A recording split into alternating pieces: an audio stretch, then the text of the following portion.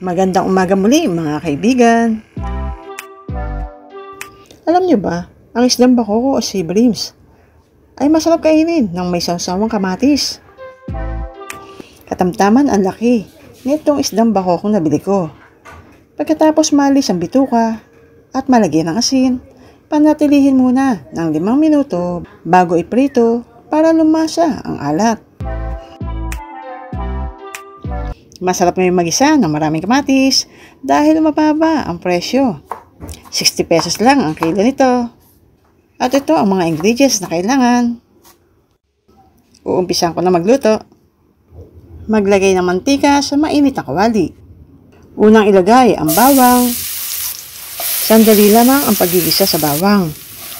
Madali itong mag-brown. At ilagay na ang sibuyas.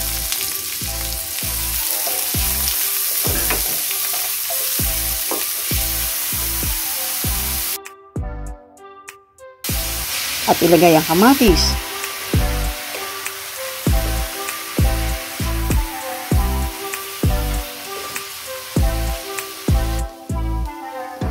Nagiging malasa ito habang pinakukuluan.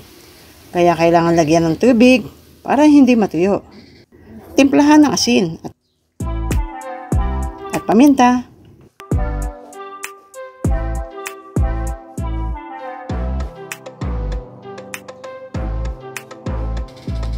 Pakuluin sa katamtamang apoy hanggang sa kumonti ang sabaw at malanta ang kamatis at sibuyas. Lagyan ng binating itlog. Palipasin muna ang 1 minuto bago haluin.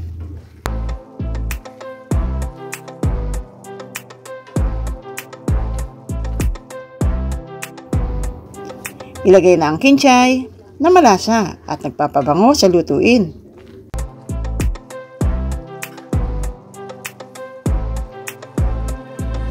Hayaan munang kumulo sa loob ng 1 minuto at hanguin na.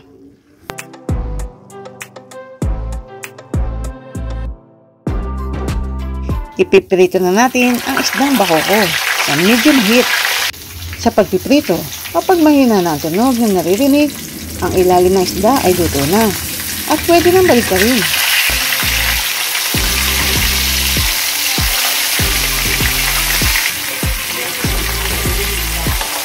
Patuloy na iprito ang kabilang bahagi hanggang sa maluto at hanguin na ito.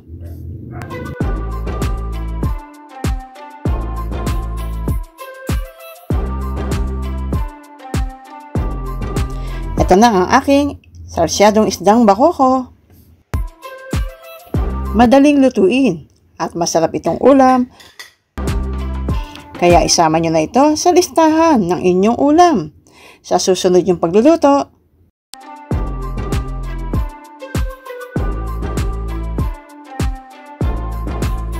Kung nagustuhan nyo ang aking video, pa-click ng subscribe at notification bell para notify kayo sa aking mga bagong videos. Pa-like and share sa mga friends. Maraming salamat sa inyong panonood dito sa Maki Mikey.